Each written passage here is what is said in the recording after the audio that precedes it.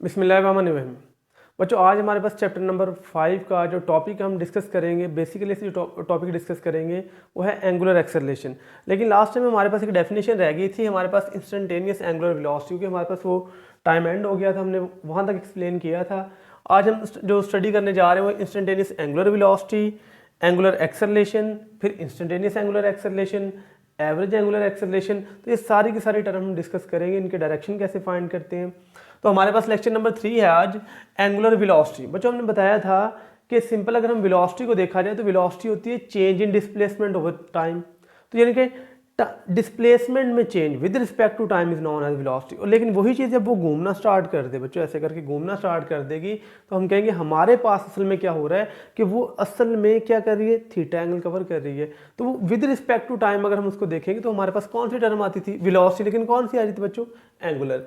अब हमने डिस्कस करना है इंस्टेंटेनियस एंगुलर वेलोसिटी। मसलन यानी हम ये कह रहे हैं कि फर्ज करें हमारे पास ये सर्कुलर मोशन हो रही है, आपकी बॉडी यहाँ से लेके यहाँ तक फासला तय करती है बच्चों, सिर्फ समझने के लिए। लेकिन हम इस खास लम्हे पे फाइंड करना चाहते हैं, तो इस पॉइंट पे मैंने बताया था अगर आप एक पॉइंट की तरफ आएंगे बच्चों, एक पॉइंट की तरफ आना तो आपको इंटरवल क्या करना पड़ेगा, दोनों का शॉर्ट करना पड़ेगा। जितना आप दो का इंटरवल शॉर्ट करते जाएंगे उतना आप एक पॉइंट को अप्रोच कर रहे हैं। और हमें वेलोसिटी भी कौन से निकालनी, इंस्टेंटेनियस, लम्हाती, लम्हा, पॉइंट, यानी हम इस पॉइंट की तरफ जाना चाहते हैं। तो हमने कहा कि टाइम इंटरवल कितना होना चाहिए बच्चों, अप्रोचेस टू जीरो। तो लिमिट डेल्टा टी और delta T approaches to zero. हम फाइंड क्या करना चाहते हैं, वेलोसिटी, और वेलोसिटी हमेशा क्या होगी, डिस्प्लेसमेंट ओवर टाइम। लेकिन कौन सी है बच्चों, एंगुलर, तो delta theta over delta T. तो हमारे पास delta theta over delta T और limit delta T approaches to zero. तो ये ओमेगा इंस्टेंटेनियस आ जाएगा हमारे पास, यानी किसी भी लम्हे हमारे पास वेलोसिटी, इस खास लम्हे पे एंगुलर वेलोसिटी कितनी होगी। बच्चों डायरेक्शन कैसे फाइंड करते मैंने बताया था। फर्ज करें हमारे पास लेट्स सपोज कोई बुक है बच्चों, हम उसको स्टडी कर रहे हैं कि बुक रोटेट करना स्टार्ट कर दिया आपके पास। लेट्स सपोज ये फिजिक्स की बुक हम स्टडी कर लेते हैं, ये हमारे पास ये घूम रही है ऐसे करके बच्चों।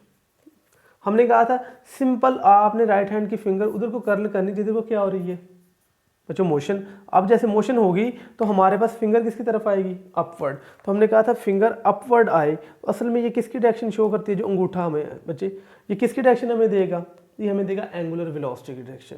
यानी सिंपल मैंने बताया था कि जिधर को मोशन होगी उधर को आपने राइट हैंड की फिंगर क्या कर लेनी है, कर्ल। तो अंगूठा जो है वो हमें किसकी डायरेक्शन देगा बच्चों, एंगुलर वेलोसिटी। और असल में जिस तरफ को एंगुलर वेलोसिटी होती है इधर को आपस बच्चों एंगुलर डिस्प्लेसमेंट होता है। दोनों की डायरेक्शन हमेशा सेम होती है। आंखें बंद करके लगा देना है कि अगर कहा जाए फर्ज करें एंगुलर वेलोसिटी ऊपर की, आपने कहना सर एंगुलर जो है डिस्प्लेसमेंट भी अपवर्ड है, तो एंगुलर डिस्प्लेसमेंट और एंगुलर वेलोसिटी इन दोनों की डायरेक्शन हमारे पास क्या होती है, सेम होती है। इसका हमने यूनिट डिस्कस कर लिया था, रेडियन पर सेकंड है, उसके बाद रेवोल्यूशन पर मिनट भी था, इस तरह इसके यूनिट्स थे। इसका हमने डायमेंशन भी डिस्कस कर लिया था लास्ट टाइम। आज बच्चों है हमारे पास एंगुलर एक्सेलरेशन। मसलन एक्सेलरेशन बच्चों कब पैदा होता है, जब भी वेलोसिटी में चेंज आएगा। अब वेलोसिटी के बाद दो चीज़ें हैं बच्चों, एक मैग्नीट्यूड होती है, एक डायरेक्शन होती है।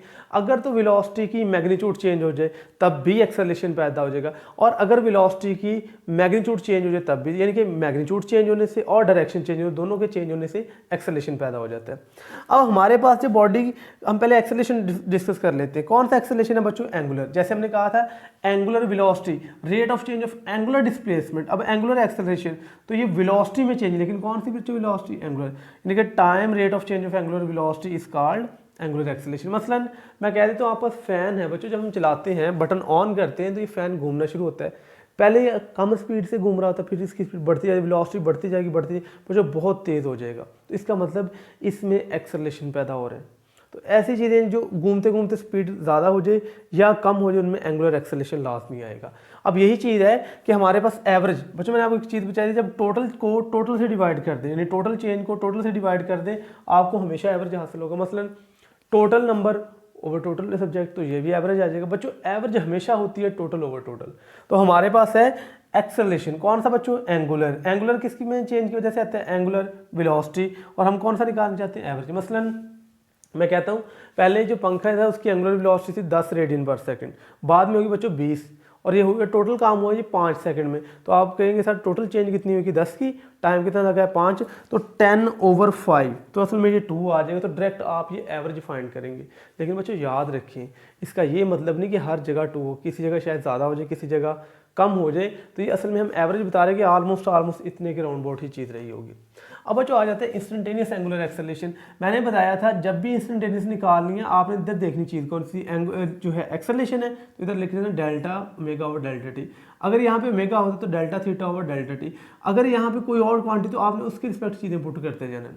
अब इसकी कौन सी वैल्यू बच्चों, limiting value of delta T approaches to zero. किसकी limiting value, delta omega over delta T. ये हमारे पास क्या कहलाती है, इंस्टेंटेनियस एंगुलर एक्सेलरेशन।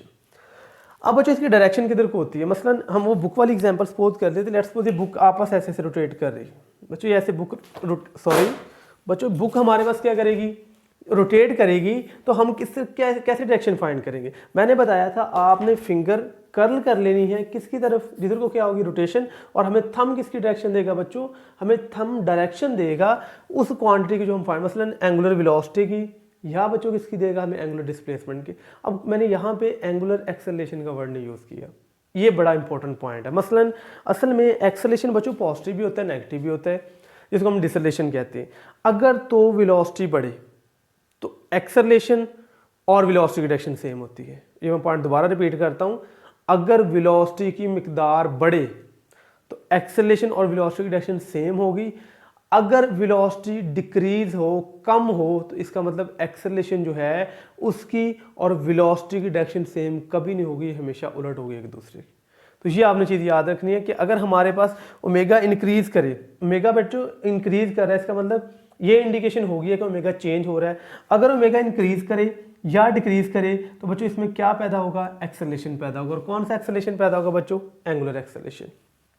अब हमने कहा ओमेगा इंक्रीज कर रहा है, बच्चों ओमेगा बढ़ रहा है, इसका मतलब ओमेगा बढ़ रहा है तो इसमें एक्सेलरेशन पैदा हो रहा है। अब मैंने बताया है कि जब वेलोसिटी इंक्रीज हो तो एक्सेलरेशन और वेलोसिटी की डायरेक्शन क्या होती है बच्चों, सेम। और मैंने आपको पहले ही एक चीज़ बता दी है कि एक्सेलरेशन को छोड़ दें, एक्सेलरेशन को छोड़ दें, आप देखें वेलोसिटी और जो डिस्प्लेसमेंट है उसकी डायरेक्शन ये हमेशा ही सेम होती है, चाहे वेलोसिटी कम हो, ज़्यादा हो या जो भी हो। मसलन यहाँ पे हमारे पास है, मैं आपसे कहता हूँ कि ओमेगा इंक्रीज हो रहा है बच्चों, ऐसे बॉडी ऐसे घूम रही है, यानी असल में ऐसे घूम रही है, तो ये मेरे पर ड्रा नहीं हो सकी, ये असल में ऐसे ऐसे घूम रही है बॉडी।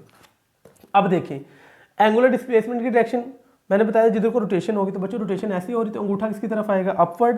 तो यहाँ पे अपवर्ड डायरेक्शन बच्चों हमारे पास क्या चीज़ आएगी, अगर मैं यहाँ पर ड्रा करूँ तो आप कहेंगे सर थीटा की डायरेक्शन अपवर्ड आएगी, ठीक हो गया बच्चों। जिधर को थीटा होता है उधर को मैंने बताया क्या होता है पास, ओमेगा की डायरेक्शन अपवर्ड होगी।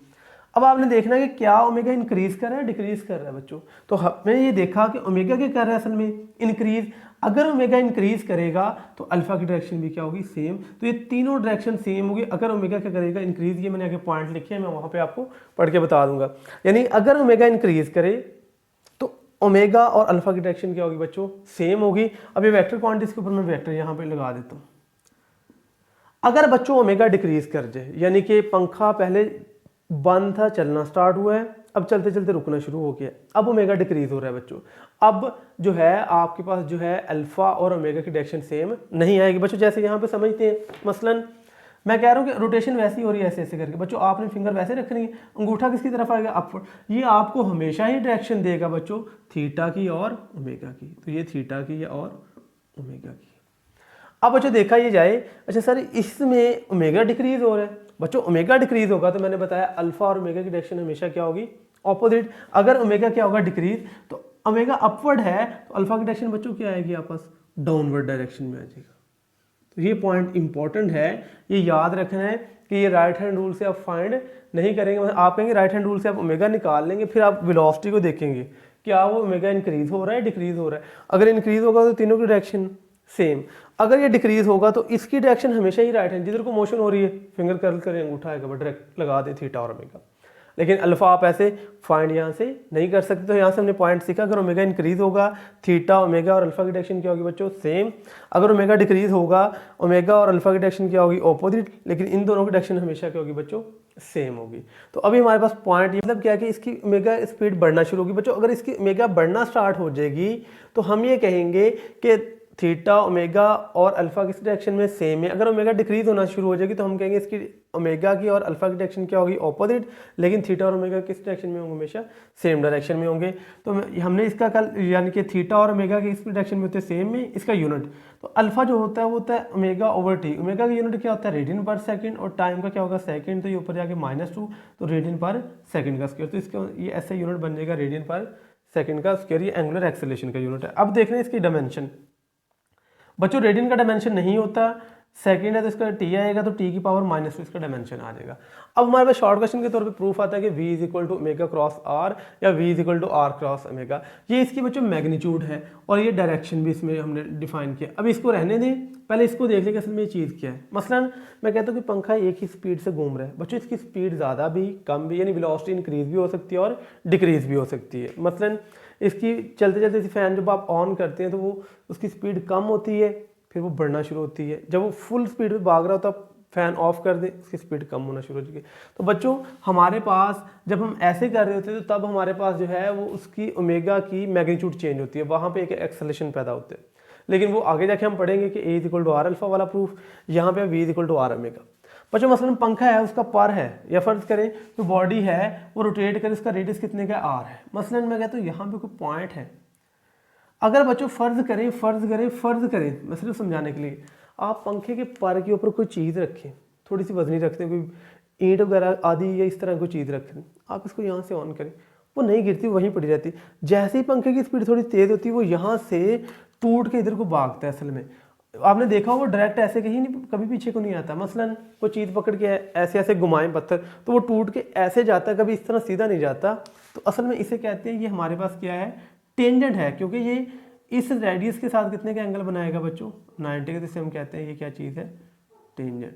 बच्चों अब हमारे ये है कि अगर ये किसी भी स्पीड के साथ पंखा भाग रहा है, किसी भी मेगा के साथ ये भाग रहा है, वेलोसिटी के साथ ये भाग रहा है, तो तब अगर कोई चीज़ यहाँ पे रखी हो, सिर्फ समझाने के लिए, वो इधर को किस वेलोसिटी के साथ भागेगी वो हमने मालूम करनी है। मसलन देखें बच्चों, अगर आप यहाँ पे उस चीज़ को रखें पंखे के पर के बिल्कुल करीब, बच्चों ये कभी भी नहीं गिरेगी, यानी बिल्कुल इसके ऊपर रख दें, जैसे थोड़ा सा गिरेगी। अब जितना जितना आप इसे दूर आते जाएंगे इसकी गिरने की चांसेस भी बढ़ रहे हैं, और साथ में जिस वेलोसिटी के साथ गिरेगी वो वेलोसिटी बढ़ेगी। मसलन जितनी कोई चीज़ आप कह दें, आप ऐसे खड़े घूम रहे हैं, ऐसे ऐसे बच्चों घूम रहे हैं, तो आप जितने दूर होंगे, आपका हाथ जितना दूर होगा, इधर से पार्टिकल छोड़ेंगे दूर जाएगा। अगर आप बहुत ज़्यादा स्पीड के साथ भाग रहे हो और आपने चीज़ ही यहाँ रखी है, बच्चों ये ऐसे गिर जाएगी।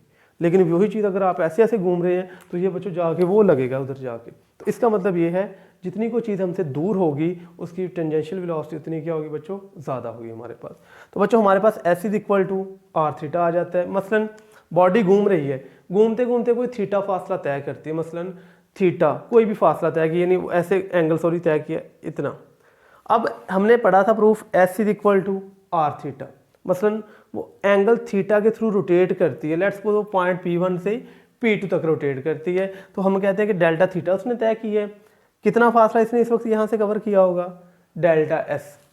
तो delta S is equal to R delta theta आ जाएगा बच्चों हमारे पास। हमने प्रूफ करना है वेलोसिटी, तो हमें दोनों तरफ किससे डिवाइड करना पड़ेगा बच्चों, टाइम से, डेल्टा टी से इधर भी, डेल्टा टी से इधर भी। अब जो हमने वेलोसिटी निकाली, हमने खास पॉइंट पे निकाले, तो हम यहाँ पे दोनों इंटरवल को शॉर्ट करते जाएंगे, तो उसके लिए हम क्या अप्लाई कर देंगे, लिमिट। तो limit delta T approaches to 0, delta S over delta T, R limit delta T approaches to 0, delta theta over delta T. तो ये असल में इंस्टेंटेनियस एंगुलर वेलोसिटी आ जाती है, ये टेंजेंशियल वेलोसिटी या इंस्टेंटेनियस टेंजेंशियल वेलोसिटी के इस पॉइंट पे। मसलन मैं कहता हूँ ये घूमते घूमते 10वें सेकंड पे इतनी वेलोसिटी है एंगुलर, बताएं इसकी वी टी की वैल्यू क्या होगी। तो बच्चों V T is equal to R omega. अब ये हमारे पास होता है v is equal to R omega. बच्चों ये असल में ऐसे नहीं होता है, v is equal to omega cross R होता है। और ये हम नेक्स्ट लेक्चर में जब a is equal to R alpha वाला प्रूफ पढ़ लेंगे तो वहाँ मैं आपको डिटेल से बताऊंगा कि असल में r क्रॉस अल्फा क्यों नहीं आया, असल में ओमेगा क्रॉस r क्यों आया है, या अल्फा क्रॉस r ही क्यों आएगा। तो बच्चों इस लेक्चर में अगर कोई चीज़ आपको नहीं क्लियर हुई तो आप कमेंट कर सकते हैं, आपको उसका आंसर जो है वो प्रोवाइड कर दिया जाएगा। तब तक बच्चों अल्लाह हाफिज़।